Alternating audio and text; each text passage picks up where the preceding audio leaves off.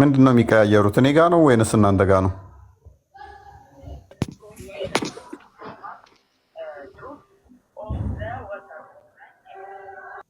ማን ነው እሱ ያለው? አይ ቲንክ ነው ክርስቲያን ነው ገባ። ማን ነው ክርስቲያን? ወንድ ነው። ይህን አደረጋችሁት እኮ የሆነ እሺ፣ የሆነ ነገር አንሷ፣ የሆነ ቶፒክ አንሱና ወይም ቶፒክ አላችሁ። እኔ እንኳን ዛሬ ላይቭም አልከፍትም አልገባም፣ ደክሞኛል። ትናንትና ዛሬ ቀኑን ሙሉ ስልክ ሳወራ ነው ያልኩት። ትናንትናማ ስቀብጥ ላይቭ ገብቼ ላይቭ ላይ አደርኩኝ እንጂ እንደውም ደክሞኝ በዛ ላይ ማለት ነው። እሺ፣ የተወሰነ ነገር ሴትን ልጅ ያከበረ እስልምና ወይስ ክርስትና የሚለው ላይ የተወሰነ በሉንና ቦስና ማማ፣ ከዛ ወደ ርዕሳችን እንገባለን፣ ወደ ዛሬው አጀንዳችን እንገባለን። ክርስቲያን ዛሬ አልገባም፣ አቃተኝ፣ የምር ደከመኝ። ከጠዋት ጀምሮ ወላጆች ቤተሰብ ያላቸውን ነው ሳስተናግድ የነበረው። ቤተሰብ ያላቸውን ደግሞ ማውራት ትንሽ እንደሚከብድ ታውቀዋል፣ ስተነ ቤተሰብ ሲሆኑ እና ረጅም ሰዓት ስልክ ላይ ነበሩ። እና ሴት ልጅን ያከበረው የትኛው ነው? እና እስልምና እኮ ሴትን ልጅ ያክብረዋል ይላሉ። በምን እንዳከበራት ያው በጽሁፍ ሊሆን ይችላል፣ ማለት በንግግር አዲስ የመጡት አክብረዋት ሊሆን ይችላሉ። በመምታት አክብሯት ሊሆን ይችላል። ግን ክብርን ራሱ ማወቅ በራሱ አንድ ነገር ነው። አክቹዋሊ ማለት አንድ ሰው መመታት ክብሬ ነው ካለ ኖ ክብርህ አይደለም ብለን መሞገቱም አስቸጋሪ ይመስለኛል። እኔ መመታት ክብሬ ነው ብላ አንድ ሴት ባሏ እየጠለዛት መኖር የለመደች ኖ ክብርሽ አይደለም ብትሏት ኖ ክብሬ ነው ብላ ካለች እቺ ሴትዮ እንዴት ነው ልታስረዷ የምችሉ? በጣም አስቸጋሪ ነው። ሙስሊሞች አዳፕት አድርገውታል ይህንን መኖር፣ እንደዚህ አይነት በወንዶቹ ተጨቁኖ መኖርን አዳፕት ስለለመዱት ከዛ ያንን የተነገራቸው ሌላ ነው፣ የሚኖሩት ሌላ ነው። በእሷ ላይ 4 አግብቶ መኖርን እንደ ክብር አድርጋ ከያዘችውና እሷ ደግሞ 4ተኛ ሆና መኖር፣ እሱ ባሪያውን መደረብ እንደ መፍቶ አድርጋ ከቆጠረች ከዛም ደግሞ አክብሮኛል ከምትል በላይ የሚያሳዝን ፍጡር ያለ አይመስለኝም። ባይዘ ክርስትናው ጋር ግን ምንድነው እሱ ኦቨር ነፃነት አለ። ያንን ነፃነት ግን በስርዓት እናውቀዋለን ወይ? ነፃነታችንን በስርዓት ማንጠቀመው ከሆነ ወደማይገባ ነገር ውስጥ ሊወስደን ይችላል። ነፃነታችንም አንዳንዴ ሃንድል የምናደርግበት ነገር ካልታወቀ ባልሽ አንቺን ሊመታሽ አይገባም፣ እንደ አካሉ ሊቆጥርሽ ይገባል። አንድ ለአንድ የሚለውን ነገር በስርዓት አለማወቅ ባልሽ ሊመታሽ መፍት አለው። ለምን እንደሚመታሽ እንኳን መጠየቅ የለበትም። በአንቺ ላይ 2 3 4 ሳያስፈቅድሽ መደረብ ይችላል። ሰራተኞችሽንም እንደ ባሪያ ይዞ በገንዘብም ወይንም በምርኮ ይዞ መገናኘት ይችላል። ያ መፍቱ ነው ወደሚለው ከሄደች እች ሴት አይ ቲንክ እኔ ሪከመንድ ማደርገው አማኑኤል ካልሞላ እንደዛ አይነት ቦታ ላይ ሄደው እንዲታከሙ ነው። እንደነኛ አይነት ሰዎች አክብሮናል ብለው የሚያስቡ ከሆነ ማለት ነው። ይሄ ክብራችን ነው። እሱ የትም ተጨማልቆ መጥቶ እኔን በሳምንት 1 ቀን 2 ቀን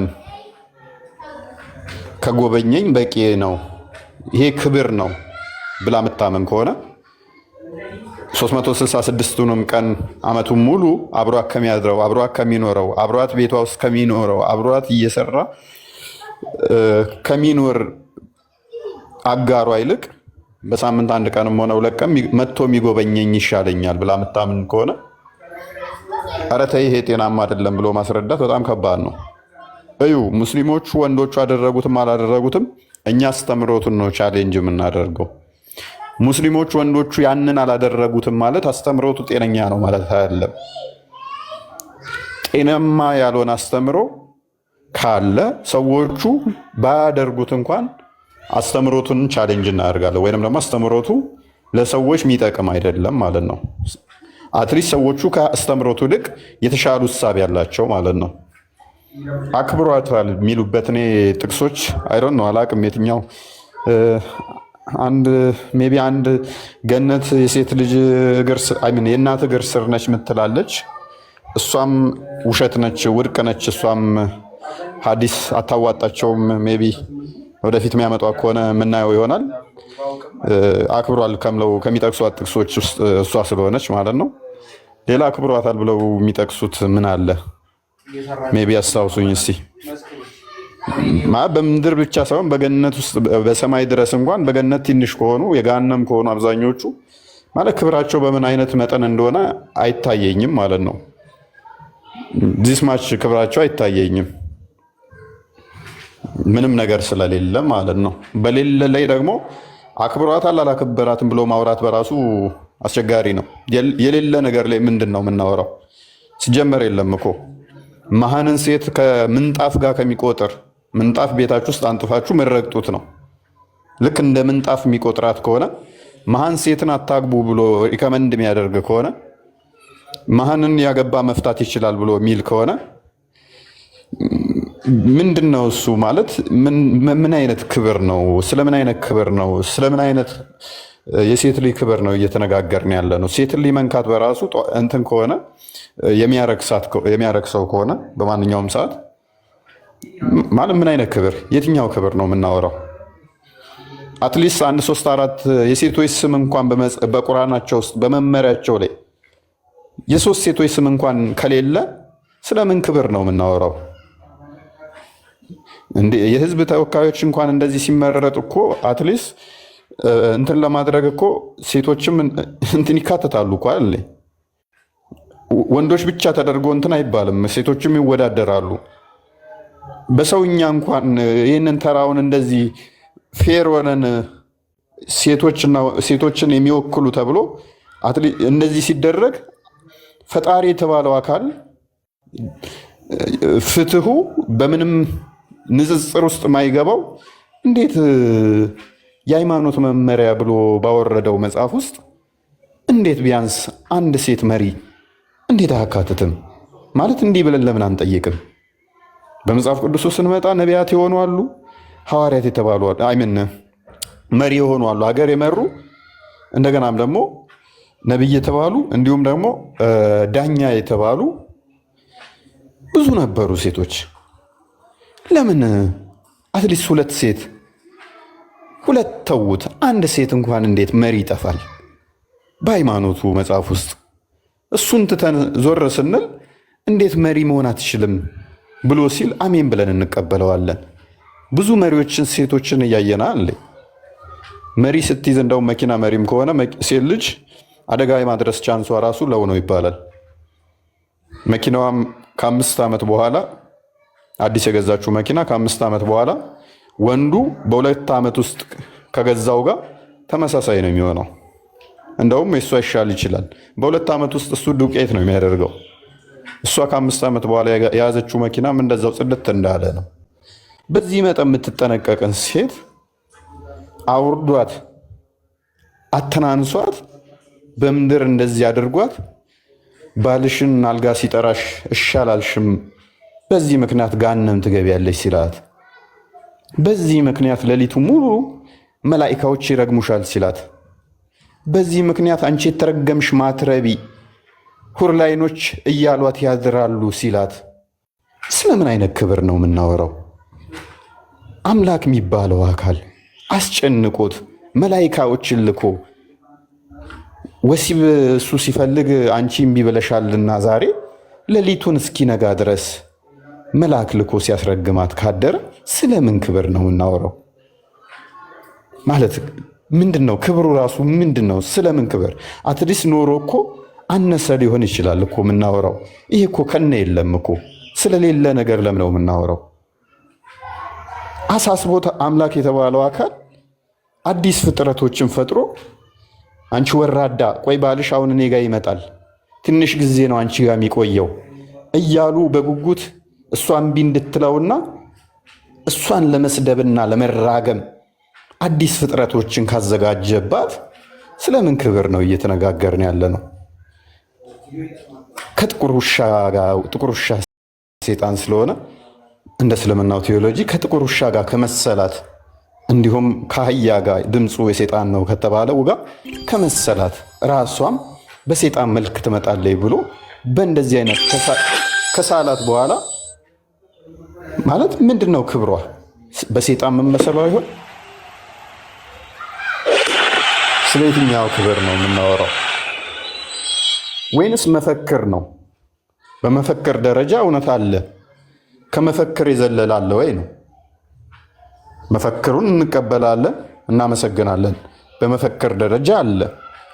ሴት ልጅ መውታ ብቻዋን መስራት እንኳን ማችል ከሆነ ምንድን ነው እሱ? እነ እንትን እኮ የሚታገሉት ከሆነ ቦኮ ሀረም ሴት ልጅ መማር የለባትም ነው፣ ከቤት መውጣት የለባትም ነው ትግላቸው። እውነተኛው እስልምና እኛ ነን ነው። ሴት ልጅ ወጥታ መማር የለባትም፣ ድምጿ ጧራ ነው የሚሉት ወንድን ያሳስታል፣ ከፍ ብሎ መሰማት የለበትም። እንደዚህ ከሚሉ በ21ኛው ሴንቸሪ ላይ ተቀምጠው ልክ እንደ በሬ ሽንት ወደኋላ ይህን ሃይማኖት ነው ብለው ከሚከተሉ ሰዎች ጋር እኮ ነው ያለ ነው። ወደኋላ የሚጓዙ ወደኋላ የሚሄዱ እድገታቸው ሁሌም እንደ ካሮት የሆነ ቁልቁል። ይህንን ደግሞ እንደ መፈክርና እንደ እውቀት ሲቆጥሩት ባሌ 4 ሲደርብብኝ ጤናማ ነው ኖርማል ነው ብለው ከማሰብ በላይ እኮ አይምሮ ውስንነት ያለበት ሰው እኮ የለም።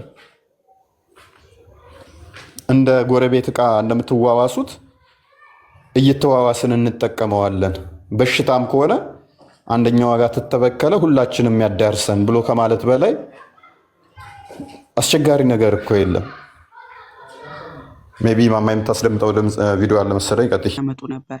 ከዛንችንኛዋ ደግሞ ሶሻል ሚዲያ ላይ ማጋባት ጀምራለች እና ምን አለች ተመልከቱ። አንዴ ድምፁን ልስጥላችሁ።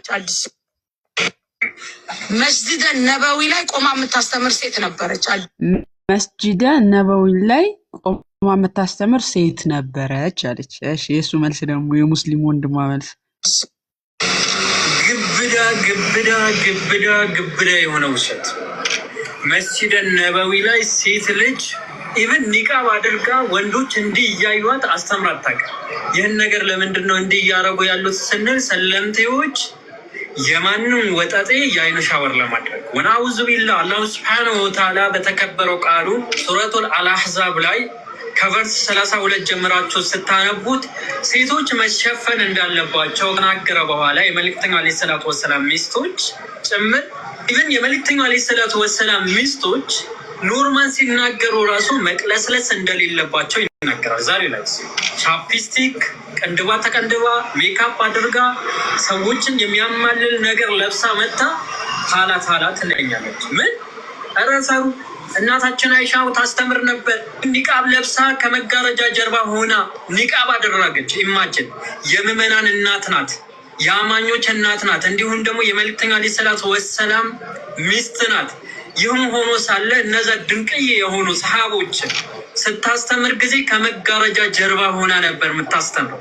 ኒቃብ አድርጋ ራሱ አያዩዋትም ነበር። ዛሬ የሚያሳዝነው ግን ሚዲያ ላይ ወጥታ ኮልታፋ ሳትሆን ኮልታፋነት እያጫወታት እያለች ማለት ነው ልታስተምረኝ ትጥራለች። ኧረ ፈሩ፣ አላህን ፈሩ። ከአሁን በኋላ እኔ አልፈታችሁ፣ እየመረራችሁን ዋጡት። አታድርግ የሚል ነገር አለ። ሴቶችን ሰብስበሽ አስተምሪ። ኡስታዞች ባሉበት እንደ ወንድ እያልሽ እያበራሽ። ይህን በተመለከተ በነገራችን ላይ ዩቱብ ላይ ቪዲዮ ሰርቻለሁ። በደንብ ቁርአናዊ ሀዲሳዊ መረጃዎችን እያመጣው ላሽ ሰጥቻታለሁ። ባዮ ላይ ባለው ሊንክ ምንድነው አይሻ ከመጋረጃ ጀርባ ታስተምር ነበረ እና እኛም ብናስተምር ምንም ችግር የለም የሚል ነው የሴቶቹ መፈክር ማለት ነው። አሁን የሙስሊም ሴቶች በጣም እየተጨቆኑ ስለሆነ አይሻ እኮ ከመጋረጃ ጀርባ ታስተምር ነበረ፣ ጭራሽኑ አንዲትም ሴት መስጂደ ነበዊያ ነው እዛ መስጂድ ላይ ታስተምር ነበረ አለች። ያችኛዋ አሲያ ደግሞ ማለት ነው። ከዛን መጣላት አቡሳላ ገባላት። የቱ ጋ ነው ማስረጃው? ኦኬ አይሆንም። ድምጽ እንደውም ማንኛው አንደኛው ኡስታዝ ድምጽ ራሱ እንደሚያሳስት ድምጻችሁ ራሱ ያሳስታል፣ ስለዚህ ተሰተሩ፣ በድምጽ ራሱ ማውራት የለባችሁ ምናምን እየተባባሉ እያሉ ሴቶቹን እየተናገሯቸው ነበረ። እና ኢማጅን እኔ ሙስሊም ወንዶች ግን ስሜታችሁ ምንድን ነው ማለት በድምጽ የምትሸነፉ 4 ሴት አግባ ተብለ ከ4 በ4 ሴት እንኳን የማትረካ እኔ አሁን ጥያቄ 4 ሴት ተፈቀደለት ለሙስሊሙ ወንድ ስሜቱ በ4 ሴት ይቆማል ያለው ማን ነው? በቃ በ4 ሴት የገደበለት ማን ነው? በ4 ሴት የተገደበ ነው የሙስሊም ወንድ ስሜት እና ምንም የማይመስል ነገር። አሁን ሴት ልጅ ወታ የማትናገርበት ምክንያት ድምጿን ሰምቶ አትታይም እኮ አትታይም፣ ግን ሳትታይ ማውራት እንኳን አትችልም። ድምፅሽን አቅለስልሰሽ ወይም ድምፅሽ ቀጠን ካለ አትቺ ማውራት እየተባለች ነው። አትቺ፣ ምክንያቱም ወንዱ ይወሰወሳል። እሱ ምንድን ነው ይሄን ያህል እሷ በአንድ እንደዛ ተጨቁና ምንም ሳትሆን እሱ በድምፅ እንደዚህ እየተወሰወሰ 4 ሴት አልበቃ ብሎት ባሪያ ተፈቅዶለት በገንዘብ ሄዶ ሴትን መገናኘት ተፈቅዶለት ምንድን ነው እሱ ይሄን ያህል መልአክ ነው ወይ? ግን ሁሉ እንትን የምትይዘው የምትሸከምበት ምክንያት ሴቷ ምንድን ነው እሱ ይሄን ያህል? ከዛ ትመጣና እኔ እስልምና ከበረኝ ትነናለች። ምንድን ያከበራት? በእሷ ላይ 4 ሴት እሷ ተሯን እየጠበቀች ፋጢማ አይሻ ጋር እየሄደ እየጠበቀች መቼ ነው እኔ ጋር የሚመጣው ተራዊ መቼ ነው? ሐሙስ ነው አይደል? አዎ እያለ ቀን እየቆጠረች እየጠበቀችው ከዛስ እኔ እኮ ባሌ ለእኔ የምፈልገውን ነገር ያሟላልኛል። ተራ ጠብቃ እኮ ነው። እስቲ በዚህኛው ሳምንት እኔ ጋር ነው ምናምን ሂሳብ ሰርታ ማለት ነው። ሂሳብ ሰርታ እሷ ጋር እየመጣ አከበረኝ ትለናለች። እና የሙስሊም ሴቶች እንደው እስቲ ያከበራችሁ በምንድን ነው? አንድ የቁርአን ቨርስ በራሱ ጠቅሳችሁ በዚህ አክብሮናል ብላችሁ መጥቀስ የምትችሉት የቁርአን አለ ወይ? ቀጥል እፎይ። ሰላም ብያለሁ ሁላችሁንም። እንዴት ናችሁ? ሚሚ ትላለች አለ። በነገራችን ላይ እንደዚህ ነው የሚቀልዱባችሁ። እንደውን ዋ ትላለች ክርስቶስ ማለት ቆይ፣ እንዴት ነው የሚቆጥሯቸው ሴቶችን ማለት በምን ደረጃ? አይሰማም። ድምፅህን አስተካክል። አይሰማም። አትነፋነፍ። ድምፅ አይሰማም። አይሰማም። ያዘው ማይክን።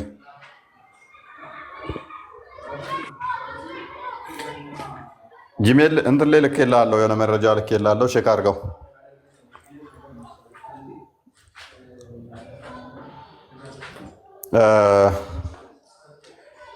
አሁን ጂሜል ላይ ልኬልሃለሁ፣ አታች አድርጌልሃለሁ። ቼክ አድርገውና የተወሰነ እንሄድበታለን። ሜይ ቢ ኤኒዌይስ ምንድነው ማማይ ባነሳችሁ ላይ አቡ ሳላ ስላነሳው ነው። አይሻ እንኳን ከመጋረጃ ኋላ ሆና ነበር የምታስተምረው አለ። ማን የፈቀደላት አይሻ እንድታስተምር? ማለት ቁርአኑ አይፈቅድላትም። ሴት ልጅ ምስክር ለመሆን እንኳን 2 መሆን አለባት። አይሻ ለማስተማር 2 ሆና ነው ወይ የምታስተምረው? ወይንስ አይሻ ወንድ ነች? የአይሻ ጾታ ደግሞ አሁን እንጠይቅ እስቲ። ምክንያቱም ወንድ ካልሆነ በስተቀር ስለማይቻል ለምንድን ነው እሷ ያስተማረችው? የሴት ልጅ ምስክር በሐዲሱ መሰረት በቁርአኑ መሰረት አንዷ እንደ 2 ከሆነ የምትታየው በ2 ከሆነ የሚመነዘረው አንዱ አይሻ ካዳ ሰሃባዎችን ያውም ልብ በሉ ሰሃባዎችን እንዴት ልታስተምርስ ትችላለች? አችልም ማለት ነው። አስተላለፈች የተባለው ታሪኮች እንዳለ ተረት ተረት ይሆናሉ ማለት ነው። በራሳቸው አስተምሮ መሰረት አለ ሐዲሱን መካድ አለባቸው። የአይሻን ማለት ነው። አይሻን ብቻ የሚጠቅሷት ባይዞ ትምህርት ነው እንዴ? ግን እስቲ ክርስቲያን ከፍቶላል? አዲስ ኮኔክት የከፈተልኝ የለም። አሁን የላክኩ የራሴ አልገባልኝም። አሁን አዲስ የላክልኝ ነው። ያንተ ጂሜል ላይ ነው የላኩ። አታች አደረኩልህ። እሺ የኔ ፋይል ላይ ልጫንልህ? እንደዛ ግን ላይ አልገባልኝም። እሺ እኔ የምጠቀመው ያኛው ፋይል ላይ አፕሎድ ዳውንሎድ አድርገውና እዛኛው ላይ አታች አድርግላለሁ። ቼክ አድርገው። እሺ ዝም አላችሁ እንዴ? ምንድን ነው አታወሩም እንዴ? ቼክ አድርገው። አሁን 2000 የሚል ቼክ አድርገው። ምንድን ነው ያስተማረችው የሚለውን ራፍሊ እንሂድበት እስኪ። አስተማር ለምን ወጣ? እንደ ኤግዛምፕል የሚጠቅሱት እሷን ነው። ትምህርት አይደለም የእሷን ባይዘ ወሬ ነው ያወራችሁ። ከወሬ ውጭ ምንም የለም። ማንም በእስልምና ውስጥ ሴትን ልጅ ለምስክርነት የሆነ ነገር ለመናገር ሁለት ሆና መምጣት አለባት። ስቲል እንደዛም ደግሞ ምስክርነቷ ተቀባይነት የሌለባቸው አሉ። ለምሳሌ በዝሙት ላይ ከሆነ ሴቶች ብቻ ሆነው መመስከር አይችሉም። ሴቶች ብቻ ከሆኑ መመስከር አይችሉም። ሸሪያቸው በግልጽ ያስቀምጠዋል። ሀያም ብትሆን አይተናል ቢሉ ምስክር አይሆኑም፣ ተቀባይነት የላቸውም። የግዴታ ወንድ መኖር አለበት። ይሄ በሆነበት ላይ ምንድን ነው የትኛውን ትምህርት ነስ የትኛውን መሩ? ለምንድን ነው መፍቱን ያልሰጣቸው? ቢመሩ እንኳን ቢኖሩ እንኳን አስተምሮቱ መፍቱን ሰጥቷቸው ሳይሆን ሴቶቹ ከአስተምሮቱ ወጥተው ማለት ነው። አሁን ሚዲያው ላይ እንደሚያደርጉት ሴቶች ሙስሊሞች እንደሚያስተምሩት አስተምሮቱ ሳይፈቅድላቸው ሙስሊሞቹ፣ ነገር ግን እነሱ ይተገብሩታል ማለት ነው። ድምፃቸው አደባባይ ላይ መሰማት የለበትም ነው የሚለው። ምክንያቱም ድምፃቸው ከተሰማ ሌሎቹን እንትን ስለሚያሳስት ያንን ስለሚያደርግ ማለት ነው። ከፈተልህ ከፈልኛል ግን አልከፈተልኝም። ከ2000 ብር የሚለው ነው። እዛኛው ላይ ላክ የራሴ ጂሜል ላይ እዛ ላይ ያለ አይ ቲንክ ከዚህ በፊት ልካልኛል። እስኪ ቼክ አድርገው ስንት ያለ አላኩልህም። ያኛው ሌላ ነው። የኛው ፓርት ዋን ነው። የኛው ክፍል ዋን ነው። ይሄ ገና ሪትራይቭ እያደረገ ነው። ቀጥልና ከሲከፍል ይነግራሉ።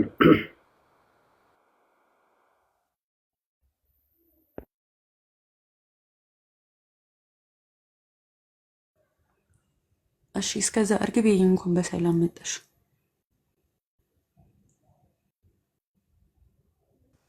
እንኳን ደህና ቆያችሁ። የክርስቶስ ጸጋና ሰላም ይብዛላችሁ። ታችም ላይ ሰላም ብያለሁ ሁላችሁም።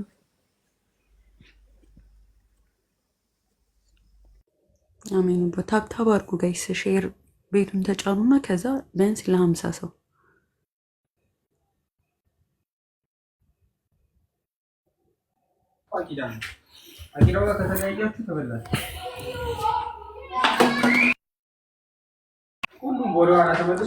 ምንድን አታወሩም እንዴ ታዲያ? ምንድን ነው ዝም ዝም የምትሉት? አንሱ እንጂ የተለያዩ ሀሳቦችን። ወይንም ሙስሊም ታስገባላችሁ። ጨረስክ? አይ ተጨረስክ። ሙስሊም በኋላ ቢገባ ይሻላል። ቦስ ሀሳባቸውን ይስጡና እንትኑ ለምን አትሄድበትም እኮ አሁን ከመጋረጃ ጀርባ አይሻ ታስተምራቸው ነበረ። ሐዲስን ምናምን ዘገበች ምናምን ስለሚሉ ኦኬ፣ አይሻ ያስተላለፈቻቸው ምንድን ናቸው የሚለው ላይ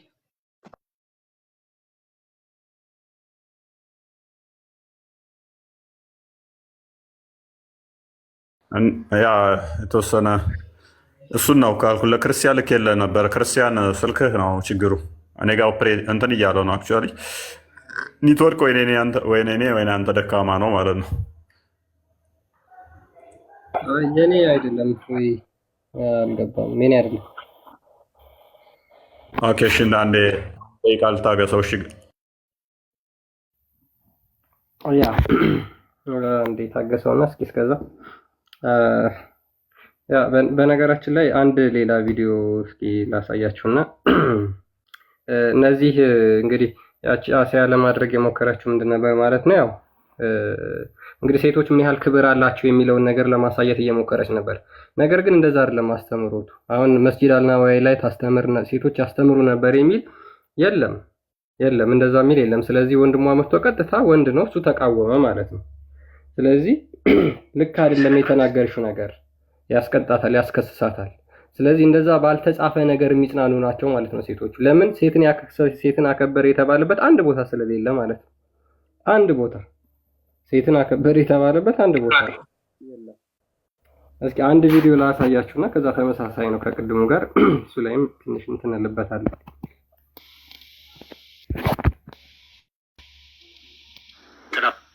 ለወንድምሽ እንደዚህ ጥቅስ መጠቅሽው ለመደባደቢያ አይደለም፣ ለመነቋቆሪያ አይደለም ጥቅስ የሚጠቀሰው። መጨረሻ ላይ ሲያቅታት ምንድን ነው ያደረገችው? ቀስ እያልኩኝ እያለሰለስኩኝ ስነግራት ጥላ ወጣች። ምንድን ያደረገችው? አልፈልግም በውስጥ አውራኝ አለች። በውስጥ ትምህርት ነፍስያ በጣም ከባድ ነው።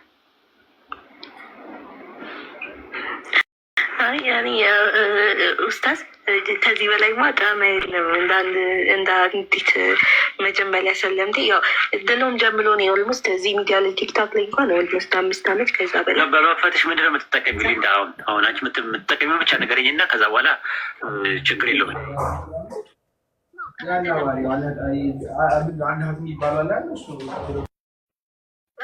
የሚያገናኝ ምንም አይነት ነገር የለም። ማለት ሰዎች መልክን ሳይሆን ትምህርቱን ነው የሚወስዱት። ግን አንዳንዴ ላይክ ይሄ አይ ኮንታክት የሚባል ነገር አለ አይደለ?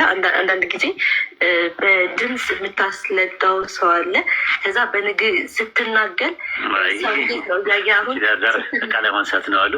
እሺ በአይን ኮንታክት ምንድን ነው? ምን ያስፈልገዋል? እኛ በአይን ኮንታክት ነው እንደ ሴቶችን ስናስተምር የከረም ነው። አንደኛ ነገር ደግሞ ለምን አይን ኮንታክት ብለሽ አይንሽን ነው የሚያየው እንጂ አንቺ የምትናገሪው ነገር ያስተውላል። ፌሻል ኤክስፕሬሽን ለሱ ምን ያደርግለታል? አሁን እኔ ሰው ጋር ኖርማል ሰው ጋር እንኳን ሳወላ ሌላ አንቺ አሁን ሰለምቴ ነሽ፣ ገና አዲስ ነሽ፣ ችግር የለውም። አንቺ አዲስ አለም ምናምን ነገር አዳዲሶች ናቸው። አሁን እንደዚህ አሁን ጫና ለማድረግ አይደለም የመጣሁት። ግን እሷ ግን ቢያንስ አሁን ለዛ እኮ ነው ሌሎቹ አሁን እንደዚህ አይታችኋል። በቃ በዚህ ልክ ነው። ኢቨን መብታቸው እንኳን የሚገፈፈው በዚህ ልክ ነው። ገብታ ራሷን በቪዲዮ ማሳየት አትችልም። አንቺ እና ደግሞ አንዲቷ እናንተ አዲስ ስለሆናችሁ ጫና አይደርስባችሁም። ነገር ግን እየቆያችሁ ስትመጡ ምንድነው ይሄ ነገር ጫና ይደረግባችኋል ማለት ነው። ቅድም ያቺ ልጅ ግን ምንድነው መልክ ለመስራት ሰዎችን እንትን ለማለት ምን አለች? ያንን በመረጃ የሌለው ነገር ተናገረች። ስለዚህ ግን እናንተ ገና አዲስ ናችሁ፣ እያወቃችሁ እየቆያችሁ ስትመጡ ግን ይሄ ነፃነታችሁ አሁን ያላችሁ ነፃነት በቪዲዮ ገብታችሁ የምትገለጡት የምታስተምሩት ፊታችሁ የሚታየው ትከለከላላችሁ። አይታችኋል የት ድረስ እንደሚሄድባቸው ሴቶቹ ላይ ነፃነታቸው ላይ የት ድረስ እንደሚሄድባቸው በዚህ ልክ ነው። እንግዲህ በገዛ ስልኳ ቲክቶክ ገብታ እንኳን በፊቷ ላይ የት ድረስ እንደሚሄድባቸው ፊቷ እንዳይገለጥ እንዳይታይ በዚህ ልክ ነው የሚጨቆኑት ማለት ነው። ግን መጀመሪያ ምን አለ መልክ ለመስራት ይሄን በዚህ ደረጃ ሴቶችን አክብሯል ሃይማኖታችን ብለው መልክ ሰርተውባቸው ያመጧቸዋል። ከዛ በኋላ ፍርድም ያስግጧቸዋል እየቆዩ ሲመጡ ማለት ነው። በዚህ ልክ ነው። አንድ ሌላ ቪዲዮ ላሳያችሁና ወደ ሌላ ሀሳብ እንሄዳለን። እናንተ ሴቶች ሆይ የባላችሁን ሐቅ ዲካውን ልኩን አውቃችሁታል። ለመሆኑ ባልሽ ሰውነት ላይ ቁስል ቢኖር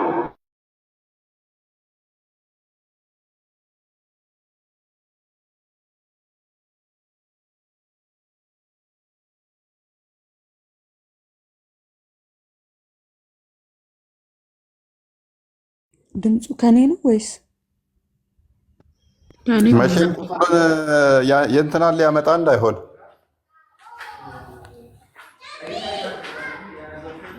ክርስቲያን ጠፍተሃል። ኔትወርኩ በጣም አዛ ነው።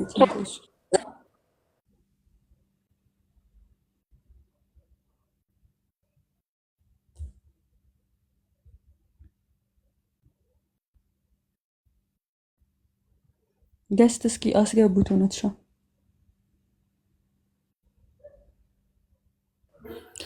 የእሱ ኔትወርክ መሰለኝ እንትን ያለው። ኤኒዌይስ የባሏ ቁስልንም ቢሆን እንትን ማለት አለባት የሚል ነው እና በጣም የሚደብር እንትን ነው። ዲስ ማች ይሄዳሉ ማለት ነው። ግን አሁን ላይ እንደምንም ብለው እየጠጋገኑ ባይሆንም ህጉ ባይፈቅድላቸውም የሴቶች እንትን እያሉ ለማስመሰል እየሞከሩ ነው። ምክንያቱም ምስልምና ምንድነው እሱ ዲሲቭ በማድረግ ጎበዝ ናቸው። በማጭበርበር፣ በማታለል፣ በማስመሰል በጣም ጎበዝ ናቸው። ጫናው ሲመጣባቸው ሃይማኖቱ እንደማይፈቅድ እያወቁ እያደረጉ ነው። አመራር የሙስሊም አመራሮች አሉ አሁን ላይ ሴቶች ማለት ነው። ነብዩ ግን አይቻልም ብሏል። በሴት የምትመራ ሀገር ትወድቃለች ብሏል። በቃ ይህ ትክክል አይደለም። አመራር ግን ትሾማታለህ። ይመቻቸው። አሁን አንዳንዶቹ በጣም ኤክስትሪም የሆኑ እስልምናው ላይ የነቢያቸውን ሱና የሚከታተሉ ወይንም ደግሞ የሚያራምዱ ሴት ልጅ ከቤት መውጣት የለባትም የሚለውን ነው የሚደግፉት። ብቻዋን መንቀሳቀስ አትችልም፣ የትም መሄድ አትችልም፣ ትምህርት ቤትም መማር የለባትም፣ ቤቷ ተቀማጭ ነው መሆን ያለባት እሱን እያደረጉት ያሉ አሉ እንትን የሚሉ ማለት ነው የሚከለክሉ። እነኚዎቹ ግን ትችቱን ለመቋቋም ሲሉ እንደ ሴት ያከበራት የለም ለማለት እንትን ይላሉ ማለት ነው። ስለዚህ ምንድነው ሴት ልጅ አክብሯል የሚለው ከምን አንጻር ነው? ምንድነው ምን ብሎ ነው ያከበራት ብሎ መጠየቁ የተሻለ ይመስለኛል። ማለት እኛ ስለማናቅ ማለት ብሶት ነው የሚሆነው። እኛ አላደረገላትም እንዲህ አላላትም ከማለት አይ ምንድነው እሱ ያከበራት ራሳችሁ ንገሩን። የአፍጋኒስታን እንደዛ ያደርጋሉ። ምንድነው እሱ ያከበራት ንገሩን እስኪ ብሎ መጠየቁ የተሻለ ይሆናል ይመስለኛል። እነሱ ራሳቸው ቢነግሩን ክብራቸውም ቢነግሩን።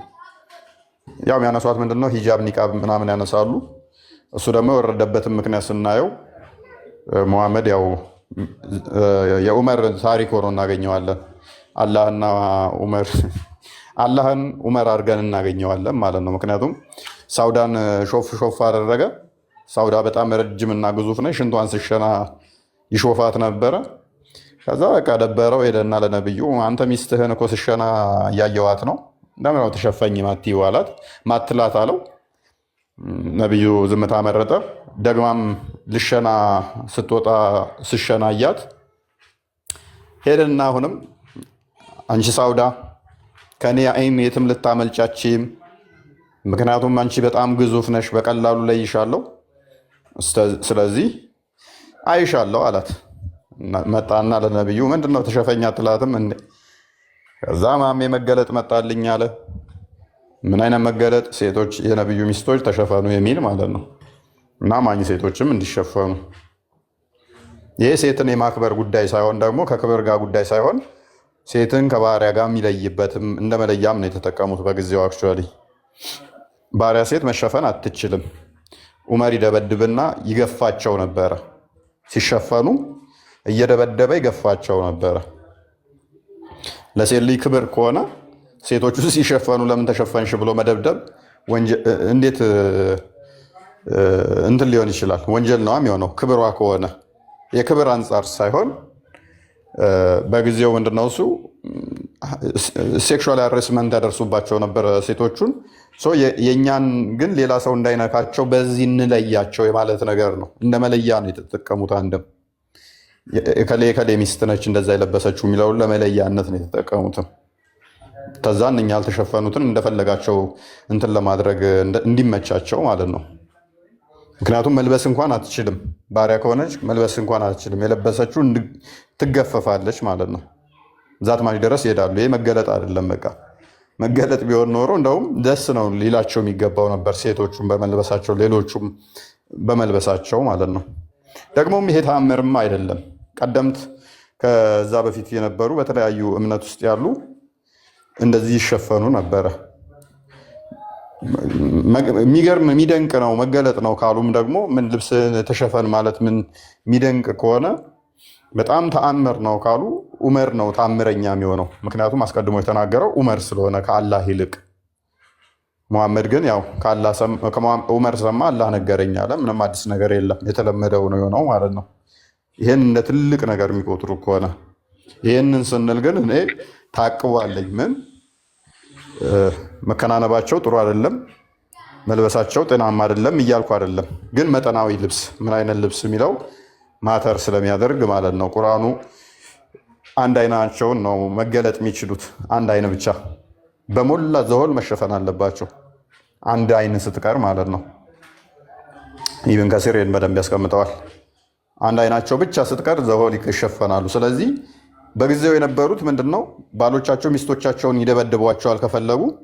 ምክንያቱም ቁርአኑም አዲሱም ስለሚፈቅድ አንድ ሴት ልጅ ብትደበደብ ፊቷ በቦክስ ቢመታ ፊቷ ይናገራል። ብስጭቷን፣ ብሶቷን፣ ሐዘኗን ፊቷን አይቶ ሰው ይረዳላታል። ስለዚህ መሸፈኛም ነው የተጠቀሙት፣ መደበቂያ ሐዘኗን፣ ችግሯን፣ መከራዋን ሰው እንዳይረዳላት የሙስሊም ሴት በእንደዚህ አይነት ሁኔታ ትሰቃያለች የሚለው ሰው አይቶ እንዳያዝንላት ገነዛት ማለት ነው። በቁሟ ሸፈናት። ስለዚህ በቀላሉ ሰው ሊረዳት አይችልም። ፔኗን ሊረዳላት አይችልም ማለት ነው። በዛ በጨርቁ ስላለች ህመሙን ሊያቅላት አይችልም። እዛው እስር ቤት ውስጥ ተጠፍንጋ ትኖራለች ማለት ነው። እንደ እስር ቤትም ነው የተጠቀሙበት እና እንደዛ ተጠቅመውበታል። ይህንን እንደ ክብር የሚቆጥሩ ከሆነ በተረፈን እንጃ ያከብራል ብለው የሚያነሱት ጥቅስ ምን አለ? ያከብራል ሴትን ልጅ ብለው የሚያነሱት ጥቅስ አለ? አይ ቲንክ በመካ በነበረበት ሰዓት እንኳን ገነት የሚገቡትን ሲናገር ወንዶቹን ብቻ ነበር ገነት ትገባላችሁ ያላቸው።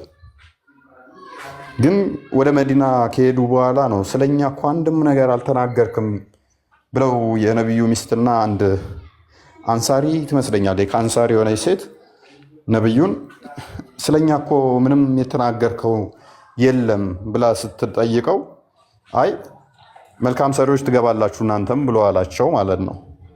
አስቀድሞ ግን ምንም ያለው ነገር የለም። 10 ዓመት ሙሉ በመካ ሲያስተምር እረስቷቸዋል ገነት እንደሚገቡ እንኳን ሴቶቹ። ስቲል ትገባላችሁ ካላቸው በኋላ ደግሞ መዲና ላይ ሄዶ መዲን ላይ እንትን ካለ ማለት ሴቶቹ ክሌም ካደረጉ በኋላ እኛ ምንም ተስፋ የለንም ማለት ነው በገነት ስለኛ እኮ አንድም ትንፍሽ አላልክም 10 ዓመት ሙሉ ከተባለ በኋላ ትገባላችሁ ቢላቸው ምንድን ያላቸው ግን መልሶ መጠናችሁ ትንሽ ነው፣ በቁጥር አናሳ ናችሁ። ምክንያት ሲያስቀምጥስ ባላችሁን ብዙ ጊዜ ትራገማላችሁ፣ በዚህም ምክንያት የገሃነም ናችሁ። ኢማጅን ባሏን ለምን ትራገማለች ብለን ሩት ኮዙን ስናይ ደግሞ የምትራገም እንኳን ከሆነች 4 ድረስ እንዲያገባ ፈቀደለት፣ ደግሞም ባሪያውን እንዲገናኝ ፈቀደለት።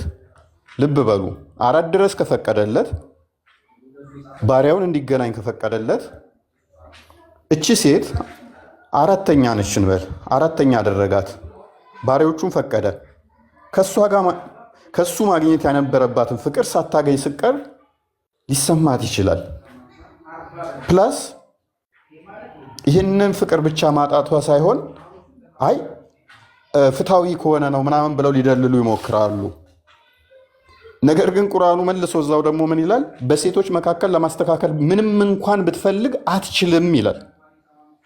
ወንዱ ምንም እንኳን ፍትሃዊ ልሁም ቢል ማስተካከል እንደማይችል ይናገራል። ስለዚህ እቺ ሴት ፍትህ ካጣች አንዷ ነች ብለን እናስብ። ማስተካከል እንደማይችል የነገረው አላህ ነው ብለን ያዘን አይደለም? ምክንያቱም አትችልም ይለዋል። ምንም እንኳን ብትፈልግ እንኳን አንተ ብትሻ እንኳን አትችልም ይላል ማስተካከልን። ስለዚህ 4 አግብቶባታል፣ ባሪያዎችን ደርበውባታል። ከዛች ሴት ፍትህ አታለች። ምክንያቱም እሱ ደግሞ ሆን ብሎም አይደለም፣ በቃ ለማስተካከል ቢፈልግም እንኳን አትችልም ያለው ደግሞ አላህ ነው። ለማስተካከል ባለመቻሉ ፍትህን በማጣቷ ምክንያት እቺ ሴት አማረረች። በማማረሯ ምክንያት ደግሞ አላህ ጋንም ይከታታል። ይመቸዋል። ከምር በጣም አላህ አዛኝ ቸር ሩሩ ነው። ኧረ ይመቸው። ቅድም ባነሳኸው ላይ ግን ሂጃብ ተአምርን የሚያሳይ ነገር አይደለም። ኦፍኮርስ በኡመር አማካኝነት ራሱ ኡመርን በነገራችን ላይ የሚኩራራበት ነው። በሱ ምክንያት 3 ናቸው 2 አንቀጾች እንደወረዱ ይናገራል ራሱ ኡመርም ማለት ነው። ሱረቱል ተሕሪም ቁጥር 5 ላይ ያለው መላችሁንም ቢፈታችሁ የሚለው አንቀጽም በሱ ምክንያት ነው የወረደው፣ የነብዩ ሚስቶች ስለተቆጣ። ቅድም ስትናገር ምን አልክ? እንትኑ ይሄ ሂጃቡ መከራቸውን የሚደብቅላቸው ነው። ለምሳሌ ቢመታት በሱራ 434 መሰረት ሴት ልጅ መደብደብ መመታት እንዳለባት ይናገራል። ስለዚህ ስትመታ ስርዝ ድልዝ ብልዝ ነው ልትሆን የምትችለው። ልክ ወደ ነብዩ የመጣችው ሴት ያቺ ሪፋፈቱ አብዱራህማን ያገባት ሴት ማለት ነው። አብዱራህማን ቅጥቅጥ አድርጓት ተደብድባ ስትመጣ የለበሰችው አረንጓዴ ልብስ ሰውነቷ ከለበሰችው አረንጓዴ ልብስ በላይ ምንድነው የሚባለው ስርዝ ድልዝ ሆና ነበር ወደ ነብዩ ጋር የመጣችው እና ፍትህን ስትጠይቅ የነበረው። ልክ እንደዛ አሁን ስርዝ ድልዝ ሆና ፊት ለፊት ላለመታየት ይሄ ሂጃቡ መደበቂያ ነው። ምክንያቱም በነብዩ ዘመን ካያችሁ ሱናን ኢብኑ ማጃ 1985 ላይ በጣም ብዙ ሴቶች ተደብድበው ባሎቻቸው ቀጥቅጠዋቸው ማለት ነው ወደ ነብዩ ፍትህን ፍለጋ ሲመጡ ፍትህን አይሰጣቸውም ነበር። ይሄ መከራን መደበቂያ ነው። ብዙ ሴቶች ተደብድበው በባሎቻቸው ወደ ነብዩ ፍትህን ፍለጋ ይመጡ ነበር። ያቺ ስርዝ ድልዝ ሆና የመጣችው ሴት እንኳን ፍትህን አላገኘችም በነገራችን ላይ። ጭራሹኑ አንቺ ወደ መጀመሪያው ባልሽ ልትመለሽ ከሆነ ሐሳብሽ በመጀመሪያ ከአብዱራህማን ጋር ግንኙነት መፈጸም አለብሽ ብሎ ነው ጭራሹኑ የገላገላት ያችን ሴት እንኳን ማለት ነው ተቀጥቅጣ መታ። ብዙ ሴቶች ደግሞ እየተደበደቡ ይመጡ ነበር። ስቲል በነብዩ ዘመን የሞራል ጥገና በቃ አሁን እንዲሰልሙላቸው ልጆቻቸውን እንዳይደነግጡባቸው ማለት ነው። እንደ አህያ ተቀጥቅጣ አይደል ነብዩ ኧረ እኔ እንደዚህ ሆንኩኝ እያለች ወደ ነብዩ ጋር ስትመጣ ጭራሽ ወደ ነበረው ባልሽ ተመለሺ፣ ወደ ነበረው ባልሽ ወደ መጀመሪያው ባልሽ ለመመለስ ፍላጎት ካለሽ ከዚህኛው ከሁለተኛው ባልሽ ጋር መታረቅ አለብሽ፣ ማነው ግንኙነት ማድረግ አለብሽ አላት። በሱረቱል በቀራ 230ኛው አንቀጽ መሰረት ለሶስተኛ ጊዜ የተፈታች ሴት ሌላን እስክታገባ ድረስ ለእርሷ አትፈቀድለትም ይላል። ለምሳሌ አንድ ወንድ ልጅ ፈታሆሽ ፈታሆሽ ፈታሆሽ ብሎ ይናገራታል በሶስቴ። ይሄ በስነ ስርዓት ፍቺ መሰላችሁ? ፈታሆሽ ፈታሆሽ ፈታሆሽ ሶስቴ ብቻ ነው መናገር የሚጠበቅበት። ከዛ ስቺ ሴት ከተፈታች ከዛ ፈታሆሽ ፈታሆሽ ብሎ ካሰናበታት ባሏ ጋር ተመልሳ ለመታረቅ ሌላ ወንድ የሷን ገላ ማየት አለበት ነው የእስልምናው ህግ። በደንብ አስተውሉ። የክርስትናውንና የእስልምናውን ፍቺና ህርቅ በንጽጽር እዩት። በእኛ ፍቺ የሚፈቀድበት እሱ አመንዝራ ከሆነ ወይም እሷ አመንዝራ ከሆነች ማለት ነው። ረክሳ ባሏን እንዳታረክስ ወይም እሱ ረክሶ ሚስቱን የተቀደሰችው ሚስቱን እንዳያረክስ ካመነዘረ ፍቺን ይፈቅዳል ጌታ አምላካችን እግዚአብሔር። እኔ ፍቺን አልፈቅድም ያለ አምላክ ነው። ነገር ግን ፍቺን የሚፈቅድበት መንገድ ደግሞ አለ። እሱ ምንድነው? አመንዝራ ከሆኑ እሱ አመንዝሮ ከሆነ ወይም እሱ አመንዝራ ከሆነች ፍቺ ይፈቀዳል። በእስልምናው በእኛ ፍቺ የሚፈቀድበት መንገድ ዝሙት ከተሰራ ነው። በእስልምናው ደግሞ ህርቅ የሚፈቀድበት መንገድ ዝሙት ተሰርቶ ነው። በደንብ አስተውሉ። በእኛ ዝሙት ከተሰራ ፍቺ ይፈቀዳል። በእስልምናው ግን ፈታሁሽ ፈታሁሽ ብሎ አሰናብቷት እንደው ባሌን በደልኩት ወይኔ እኔ ነኝ ጥፋተኛ እንደው ይቅርታ ብዬው ልመለስ ወደ ባሌ ብላ ብታስብ ያቺ ሚስት ምንድነው የምታደርገው? ገላዋን ሌላ ወንድ ማየት አለበት። ያ የመጀመሪያ ባሏ ጋር ህርቅ ለመፈጸም ማለት ነው። ኢማጂን። ይሄ ቁርአንም ሐዲስም የሚለው ነገር ነው። ይሄ እስላማዊ ትምህርት ነው። አንዲት ሴት ለሶስተኛ ጊዜ ተፈታች ሴት ተመልሳ ከመጀመሪያ ባሏ ጋር ለመታረቅ ግዴታ ያቺን ሴት ሌላ ወንድ ገላው ማግኘት አለበት።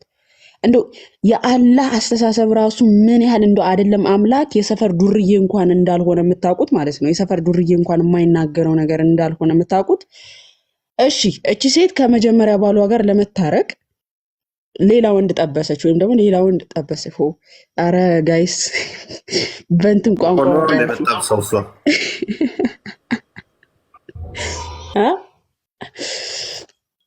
ለምሳሌ እቺ ሴት ማለት ነው የመጀመሪያ ባሏ ፈታሁሽ ፈታሁሽ ፈታሁሽ ብሎ አሰናበታት እና ከዛ ከባሏ ጋር ህርቅ መታረቅ ትፈልጋለች።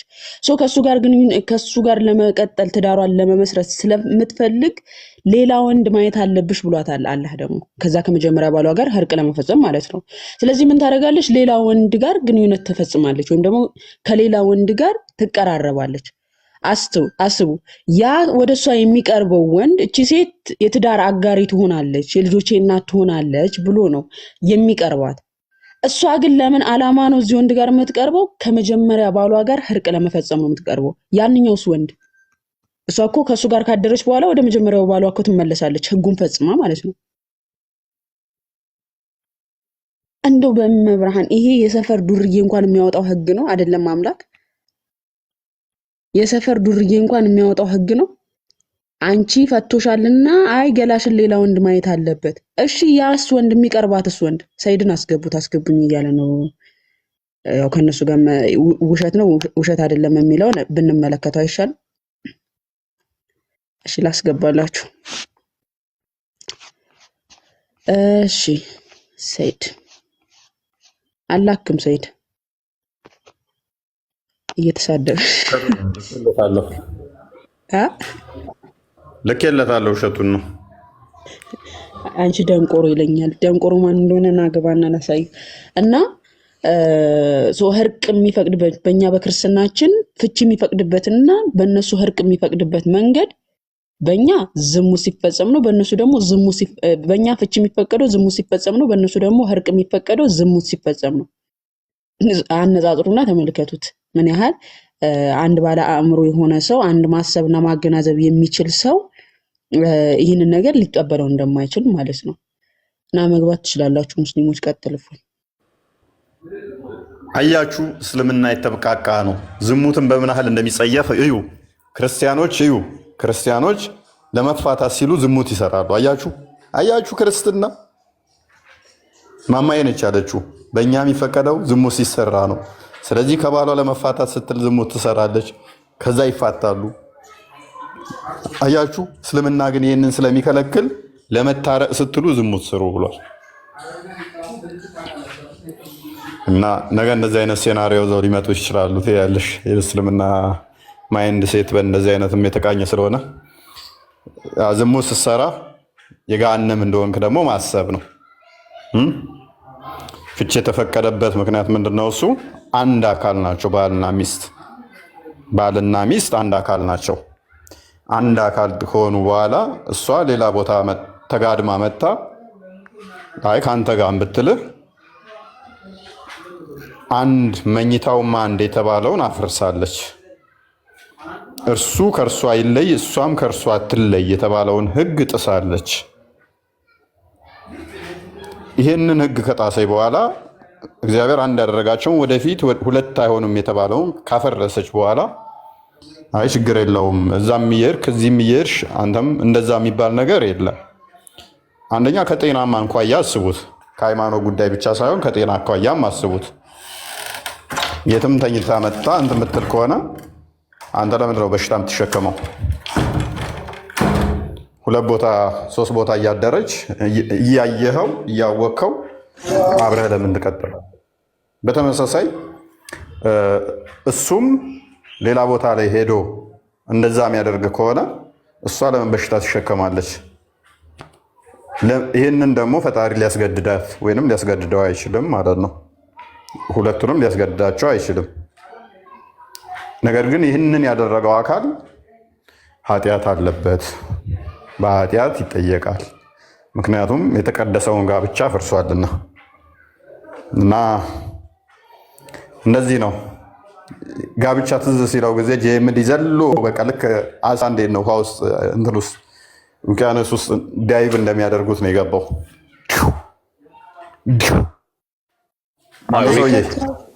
ፈታሁሽ አገባሁሽ በሚለው ቢስተካከል። ወአለይኩም አሰላም ወበረካቱ። እንዴት ነህ? ተጅዊድን አሳምረን አንተ ሰውዬ ሰላም ነው። እንዴት ናችሁ? ማማዬ ሁላችሁንም ሰላም ብያለሁ። ሁሉ ሰላም አለን ይመስገን። ሰላም ናቸው። ሁሉ ተማም። ተጠፋፋን ላይ ብሎ ከተገናኘ ረጅም ጊዜ ነው። ያ ሎንግ ታይም።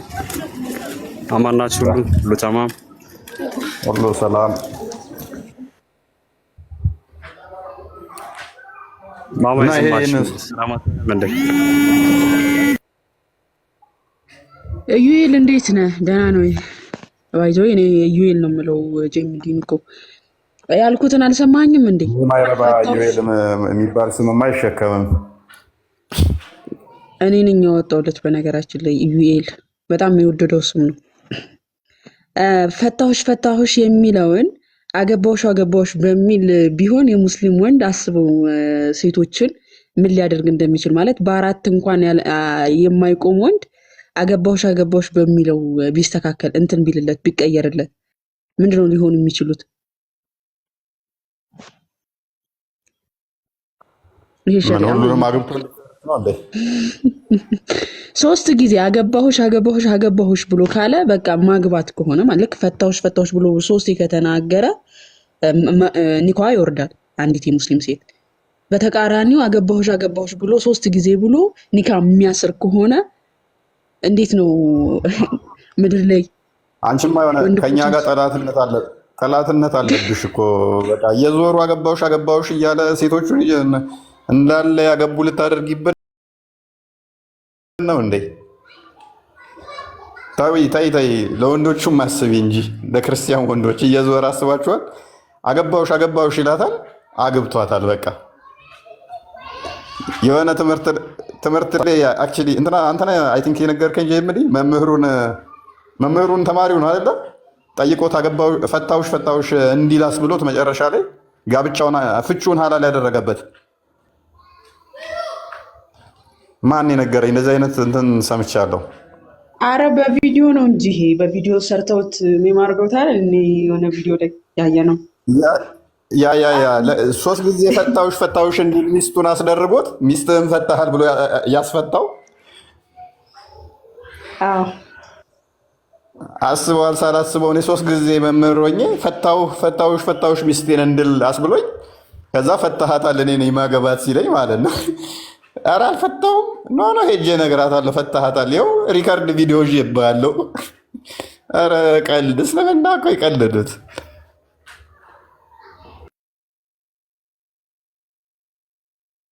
እና ግን ደህና ናቸው? ሰላም ነው ሁሉ ተማም። ፈታውሽ ሚል ቃላትን ይኸውልህ ተሳስተህ እንዳትል። ምን አለው? ምንም። ምንድን ነው እየሮጥክ ነው? ስለምን እያወራችሁ ነው? አቤት አልገባሁም። የሄድኩ መንገድ ላይ ነው። ስለምን እያወራችሁ ነው? ኖርማል ቶፒክ ጄኔራል ቶፒኩ ማለት ነው። ኖርማል ስለፈቺ ነው። አይ ቲንክ ሴቶችን እስልምና አክብሯል ወይ የሚለውን ነው መሰለኝ የተነሳው። እንዲሁ ነው የሆነበት። ዋዝ ያለ ዝም ብሎ መጓዝ ነው። ስፔሲፊክ ቶፒክ አልያዝንም አክቹዋሊ አለ ሴሊ ምንጣፍ ሴሊ አይምን መካን ሴት ከምንጣፍ ጋር የሚመስላትን በምንድን ነው እይታዎች አላቸው። ምንድን ነው የሚሉት? እሱን መሀን ለመሆኗ ምክንያት የላትም። አሁን እሷ ሴት ልጅን በምንጣፍ አይሚን መካን ሴትም ምንጣፍ ብሎ ማለት ጀስ ይህ ስድብ አይሆንም ማለት የሆነ ሲመልሱ ከሰማ ወይንም ከዛም ደግሞ እሷን ማግባትን ሪከመንድ አያደርጉም። ሸሪያው ደግሞ አይፈቅደውም። ጀስ መካን ሴትን ማግባትን አይፈቅድም ሸሪያው ራሱ። ይህንን እንዴት ነበረ የምታዩት?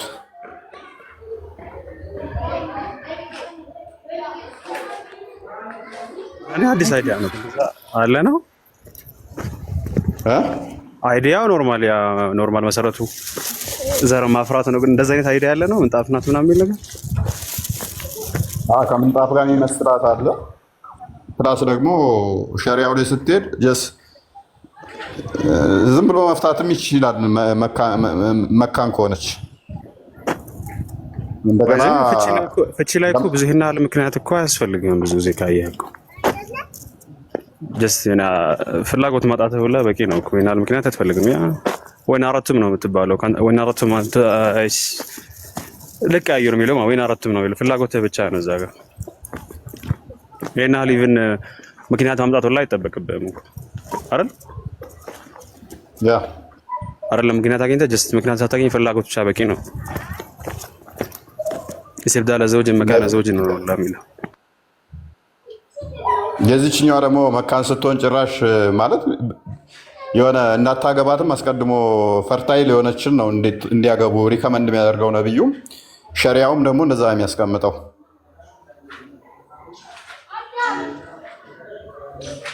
መገባት ካለባቸው ብሎ ሲዘረዝር መካንን አይፈቅድም። ሸሪያው እንደዛ የሚያስቀምጠው እናች ሴት ወደ ማን ነው አቤቱታ የምታሰማው?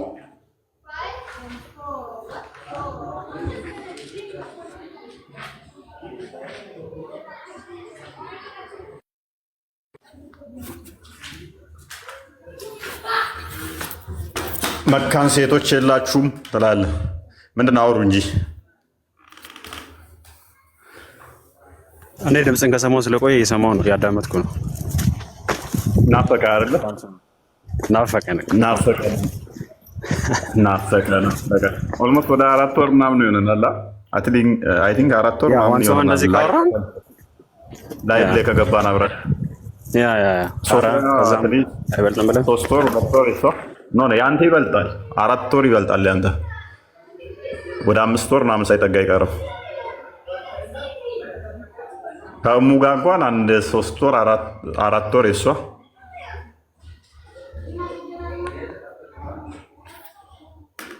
ዘሞስት ዋንተድ ከሆንክ በኋላ አላወራንም ትላለህ። ዘሞስት ዋንትድ በቃ አንተ እኮ ማትረባ ጓደኛ ነህ እኮ ማትረባ ማለት ነው። እኔ እኮ ለዚህ ነው በቃ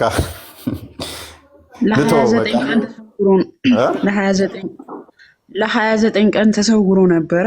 እሱ የወረደልህን አያ ብትነግረን ደስ ይለናል። ዩኤል ተደብቀህን እንደሆነ እናውቃለን። እኔ እኮ ሚስትና ሴት ሰራተኛ የለኝም እኮ ባሪያ የለኝም። ማሜ በባሪያው ምክንያት ነው 29 ቀን ተደብቆ። እኔ ደስ የሚለኝ ፓርቱ ግን ምንድነው ማሜ የሆነ ነገር በቃ ሲጨንቀው የሆነ ነገር ይጠፋና ከዛ ምክንያት ግን አያጣም፣ ፈጥሮ ይመጣል።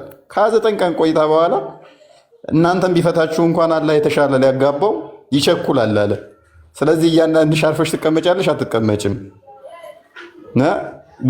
ቆጡ ላይ እኮ ነው ቁጭ ያለው ይላል እኮ ወጥቶ ሐዲሳቶቹ ምናምን ነገር ዑመር ሄዶ ምናምን ሚስቶቹን እንትን ሲላቸው ዑመር ነው አለ የአይሻ አባት ሄዶ እንትን ሲል እንትን የአይሻ ሳይሆን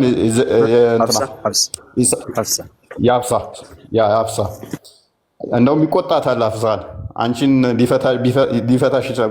ታሳዝነኛል ሀፍዛ እሱ ላይ ማለት በጣም እንትን ትሆናለች፣ ይሰማታል ምናምን ነገር ምክንያቱም እድሜም ትንሽ እንትን ስላለ ምናምን በቃ አርፈሽ ማትቀመጭ ከሆነ ነብዩ ሊፈታሽ ይችላል ምናምን ብሎ ቪክቲም ሲያደርጋት መልሶ አስባል። ተበድለህ መልሰህ ደግሞ አንተ ነህ በዳይ ተብለህ ተመልሰህ ስትወቀስ ከዛ አድማጭ ስታጣ እና ትንሽ እንትን ነበረው። ከ29 ቀን በኋላ እንግዲህ አስቡት። ልክ ሱረቱ ካፍ ላይ ያለው 18ኛው ሱራ ላይ ስንት ናቸው ብለው 3 ጥያቄ አይሁዶች ጠይቀውት ነበር ሙሐመድን። ስለ ዋሻ ውስጥ ያደሩ ሰዎች፣ ስለ ሩህና ስለ ዙልቀርኔ ጠይቀውት ነበረ እና ነገ መልሱን አመጣላችኋለሁ ካላቸው በኋላ በማግስቱ መልሱ የሚያውቀው ነገር የለም። ስለዚህ ያደረገው ምንድነው? መጥፋት ነው። እብን ሐጀር አልአስቀላኒ ይህንን ለ15 ቀን ያህል ጠፋ ይላል። ከ15 ቀን በኋላ ሲመጣ ግን ምንድነው ያደረገው? እንዴት በማግስቱ መልስ እሰጣለሁ ብለህን ለምን ቆየህብን ይሉታል። ቤቴ ውስጥ ውሻ ገብታ በዛ ምክንያት ነው መልሱን ያላመጣሁት አላቸው። እንዴት ይሉታል። ጅብሪል መጣና ቤት ውስጥ ውሻ ካለ እኛ መላኢካዎች አንገባም ብሎ ይነገረኝ ሰው በዛ ምክንያት ነው ለ15 ቀን ያህል መልስ ያጣሁት ምናምን ብሎ አላቸው ማለት ነው። ይሄ ሊትራሊ ፉገራ ነው። ቁረሾቹ ጥያቄያቸው ምንድን ነው? ነቢይ መሆኑን በምን እንወቅ ብለው ለማጣራት ነው።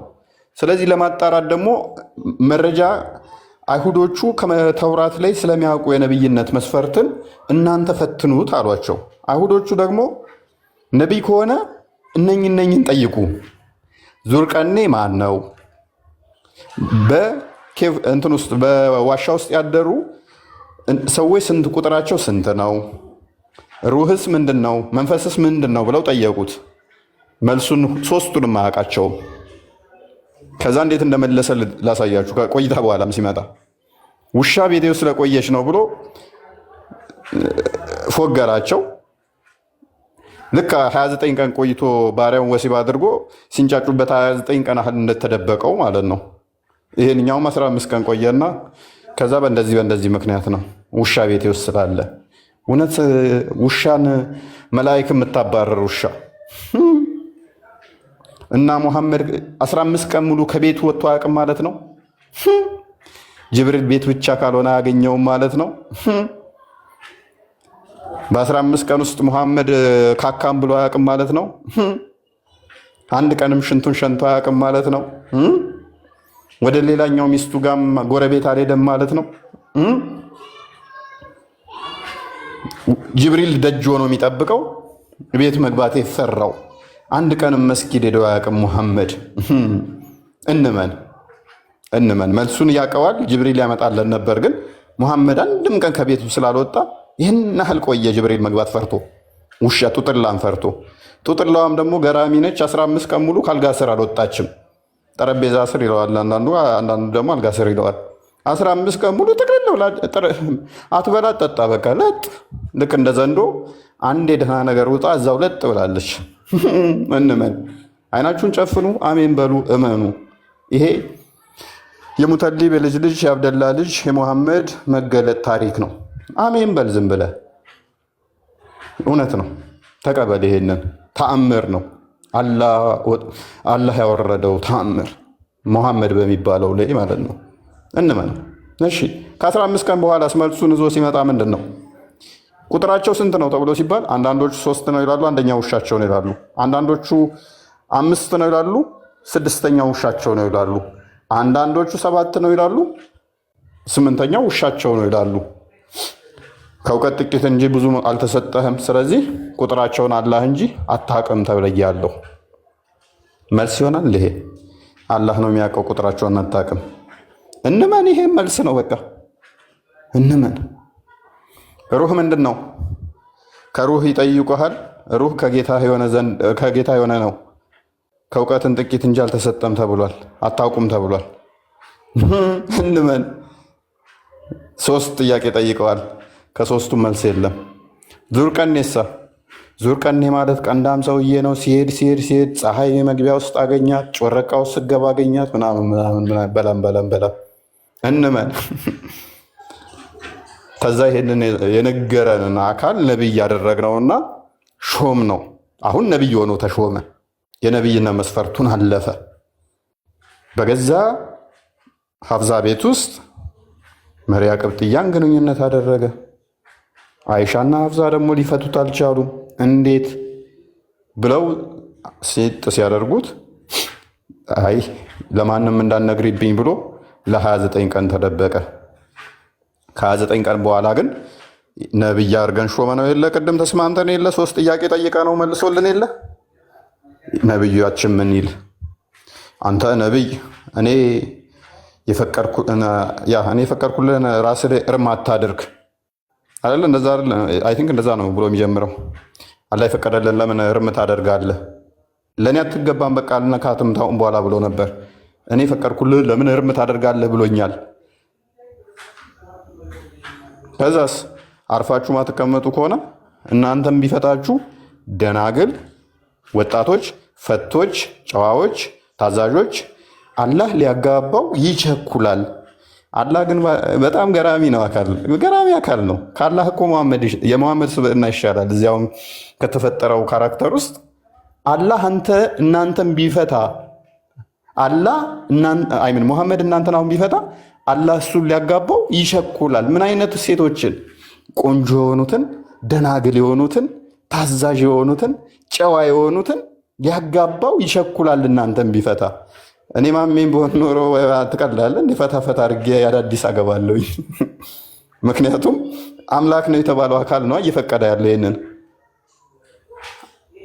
አላህ እየቸኮለ ነው። ማሜ ፍታ እከሌይትን ላጋባ፣ ድንግል የሆነችውን እከሌ ጨዋ የሆነችውን ላጋባህ እያለው ነው። ከአላህ ይልቅ እኔ ነኝ አልፈልግም ያልኩት ሊያጋባኝ፣ ግን እሱ እየቸኮለ። ምን አስቸኮለው መሐመድ? ቆይ ለምንድን ነው አላህ የቸኮለው ብለን ስንል እበን ሰዓድ ላይ እንደሚናገረው ለማሜ ያሳስቦት አላህ የ40 ሰዎችን የወሲብ ጉልበት እንዲኖረው ምግብ ልኮለታል ከገነት ውስጥ። በዚህ መጠን ይጠነቀቅለታል ለወሲብ አላህ ማለት ነው። ልክ ለምግብ አፒታይዘር እንደምትጠቀሙት ወሲብ የሚያደርግበትን ፓወር የሚያገኝበትን በጅብሪል አማካኝነት ልኮለታል፣ ሴቶቹ የሚገረድስበትን ማለት ነው። ስለዚህ አንተ ሴቶቹ ተንጫጩ አልተንጫጩ ምን አባታቸውና፣ እኔ ከፈቀድኩኝ ከፈታሃቸው ነው እኔ ደስ እያለኝ ከሊትን ላጋባህ ነው። በእናትህ ፍታት። ሰው ቸኳይ ሆኖ ተፈጠረ እንደሚለው ለምን ነው የምታቻኩለኝ ይላል ቁርአን። ያስቀኛል እሱ ክፍል። ለምን ያቻኩለኛል ነው እንደዚህ አካባቢ እና ልክ እንደዛው አላህ ይቸኩላል እነኛን እንትን ብሎ አዲስ ሊያጋባ ማለት ነው፣ አፋቶ ለማጋባት እንዴ። እኔ አሁን ጄምዲ ሚስቶችን እስተመፈታ ቸኩላለሁ ሌላ ላጋባ ብለው እኮ ጤናማ አይደለም። ምን እያልኩ ትዳር ውስጥ እኮ እየበጠበጥኩ ነው፣ በግለሰብ በሰውኛ ደረጃ እንኳን ማለት ነው፣ እንኳን አምላክ እንዲል እና ማሜና አላህ ይመቻቸው። እኔ ከደሙ ንጹህ ነኝ። ምንድን ነው የምታስወሩኝ?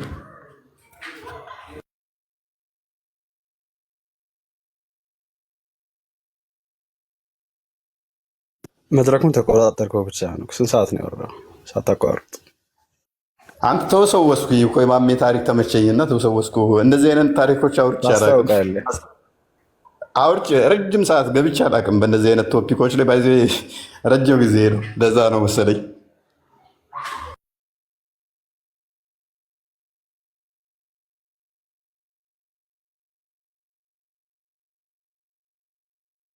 በሉኝ እንግዲህ ካዛኳችሁም። አረ በፍጹም እግዚአብሔር ይባርካችሁ፣ እግዚአብሔር ይስጥልን፣ ቃሉት ያሰማልን። በጣም እናመሰግናለን። ያው እንግዲህ በጣም በጨዋታ በሆነ መልኩ ስለ ሴቶች በእስልምና ያላቸውን ገጽታ ምን አይነት ነገር በምን አይነት ትክክለኛውን እስልምና ለሴቶች የሚሰጠውን ቦታ በሰፋ ባለ ሁኔታ እህታችን ማማይ እፎይ ወንድማችን በደንብ በሚገባ አሳይተውናልና በጣም እናመሰግናለን። ዛሬ እንግዲህ ያው ቀደም ፖስት ላይ እንዳያችሁት ፕሮግራም አለን which is ከጨለማ ወደ ብርሃን ወደ የዘላለማዊ ወደ ሆነው የክርስቶስ ብርሃን የተመለሰች ታለችን። እሷን ደግሞ ሁላችሁም ታውቁታላችሁ። ሊዱዬ ደህና ነሽ? ሊዱ አለች አለው። ሰላም ናችሁ? እንዴት ናችሁላችሁ? ከታችሁም ከላይም ያላችሁ እግዚአብሔር ይክበር ይመስገን። እንዴት ነሽ? ደህና ነሽ ወይ? ይመስገን አምላክ። እሺ ያው እንግዲህ እንደምታውቁት ይሄ ጉዞ በጣም አድካሚ፣ አሰልቺ እና በጣም ብዙ ፈተና ያለበት ጉዞ ነው እና ያው ይሄንን ነገር ደግሞ እኛ ከምንላችሁ ከምናሳያችሁ በላይ በዚህ ጉዞ ውስጥ ያለፉ እህት ወንድሞች መተው እዚህ ቴስቲፋይ ሲያደርጉ ማለትም የራሳቸውን የምስክርነት ሲሰጡ ያው ለእኛ መማሪያ ከታች ላላችሁ ለምታዳምጡትም ሙስሊሞች ወደ ክርስትና መምጣት ለምትፈልጉ እና ደግሞ አሁንም እዛው በጨለማ ውስጥ ላላችሁ ትልቅ የሆነ ትምህርት ይሆናልና እንግዲህ አንድ ሁለት ጥያቄዎች አዘጋጅተናል። ሊዱ አይ ቲንክ ዝግጁ ነሽ አይደል?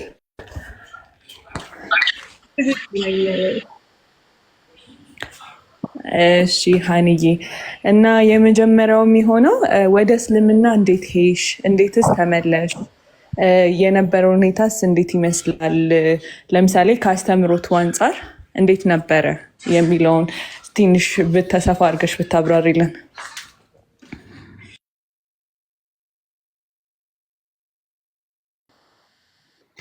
ኦኬ እሺ ወደ እስልምና ለምን ሄድሽ ነው ጥያቄው። እሺ ወደ እስልምና ለምን ሄድሽ? እኔ መጀመሪያ ላይ ሲጀምር ንጽጽር ቤት እንዲህ ንጽጽር እንደሚሰራ ምናምን ቲክታክ ላይ አላቅም ጭራሽ እና የሆነ አጋጣሚ ነው ንጽጽር ቤት የገባሁት ምናምን እና ዛትማች ስለ ክርስትና ዛትማች እኔ ምንም ማለት በቃ ብዙም ሳይሆን ምንም አላቅም ማለት ትችላላችሁ። በቃ ላይክ ሄዳለው፣ ሰንበት እሳለማለው፣ ጸልያለው፣ በቃ ብዙም ነገር አላቅም ነበር እና ሙስሊሞች ደግሞ እንደዚህ አይነት ምንም አይነት ነገር የማያቅ ሰው በጣም ነው የሚፈልጉት እና ያገኟቸው የሄድኩ ንጽጽር ቤት የሙስሊሞች ንጽጽር ቤት ነው። ከዛ በጣም ፕሮቴክት አደረጉኝ ምናምን እና ስለ ክርስትና መማረው ከነሱ ነበር።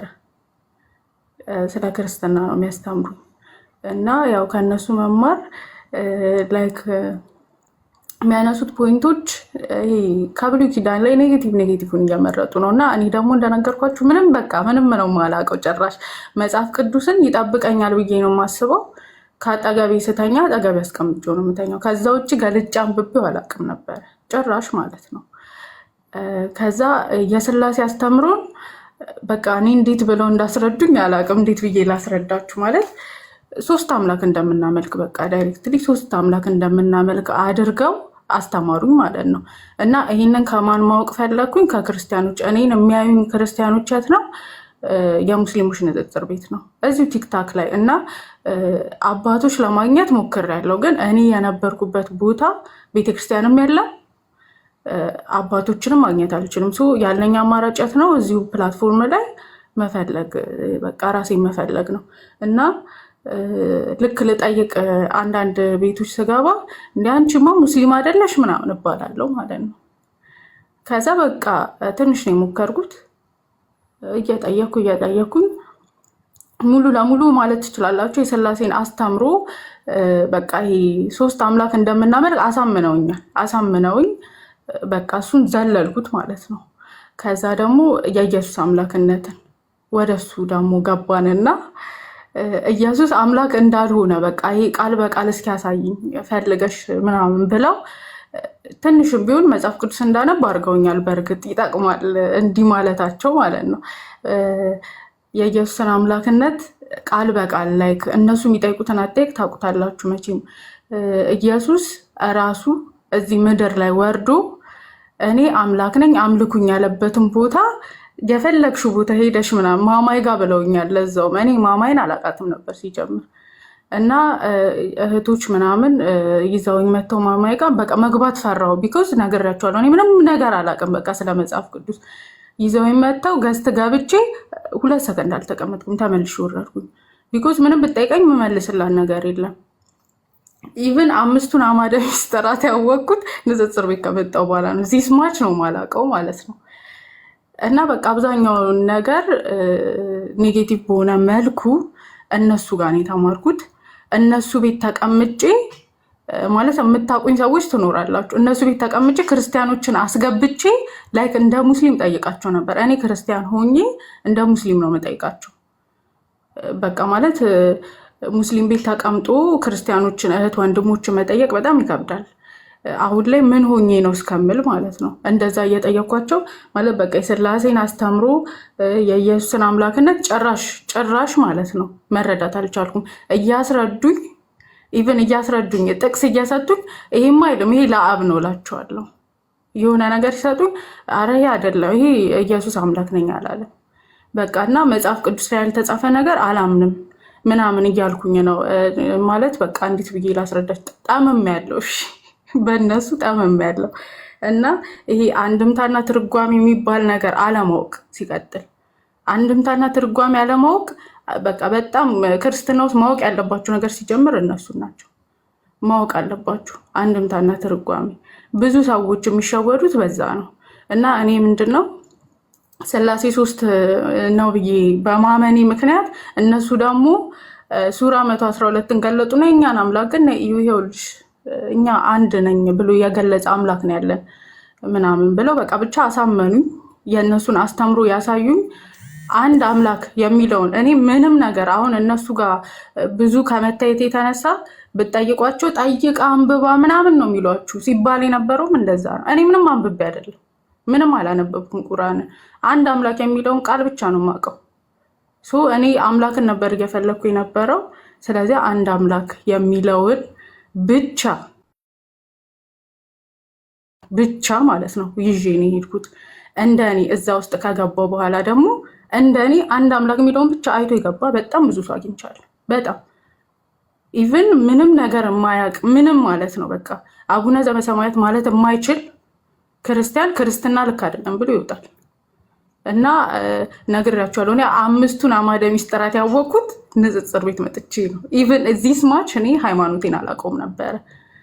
እና ብቻ የምታውቁኝ ሰዎች እንዴት ስጠይቅ እንደነበር አሁን ጠይቂ ብትሉኝ አልችልበትም።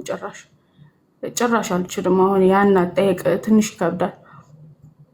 እና ምን ልላችሁ ነው በቃ የሥላሴ አስተምሮን አለመረዳት። ኢየሱስ ደግሞ አሁንም የምነግራችሁ ኢየሱስ እዚህ የመጣው አምላክነቱን ሊያውጅ አይደለም። እኔ እንደ እችን ቃል የሚነግረኝ ሰው ያኔ ባገኘ ኖሮ እርግጠኛ ነኝ አልሰልምም። ኢየሱስን አምላክ ብዬ ይዤ ተቀብዬ ይኖር ነበር። ግን ያኔ እንዲህ ብሎ የነገረኝ ሰው የለም። በቃ አምላክ ነው የሚለውን ብቻ እየገለጠ እየፈለገ ነበር ሁሉም ሰው የነበረው። ያንን ከሚያደርጉ ኢየሱስ ቤዛ ሊሆንልን የመጣው ለእኛ እኮ አምላክ ነን ብሎ ሊነግረኝ አይደለም ሊነግረን አልመጣም ብሎ የሚነግረኝ ሰው ባገኘ ኖሮ እርግጠኛ ነኝ እኔ አልሄድም፣ እዛ ጨለማ ጋር አልሄድም ነበረ። እና በቃ ብቻ ይሄን ይመስላል። አንድ አምላክ የሚለውን ብቻ በማመን ሄድኩት እኔ እዛ።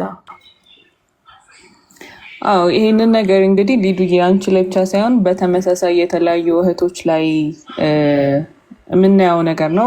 በትክክል የክርስትናን የቤተ ክርስቲያንን አስተምሮት መጽሐፍ ቅዱስ በትክክል ምን ይላል የሚለውን ነገር ሳይረዱ በእንደዚህ አይነት እንግዲህ በተሳሳተ አስተምሮት ወደ እስልምና ይሄዳሉ እና አሁን ከዚህ ሁሉ የክህደት የሐሰት የውሸት አስተምሮት በኋላ እንዴት ተመለሽ?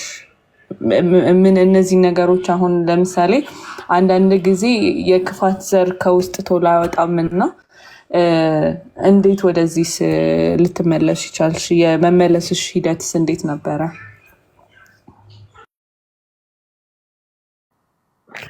እሺ ኦኬ፣ ይሰማላ ድምፄ?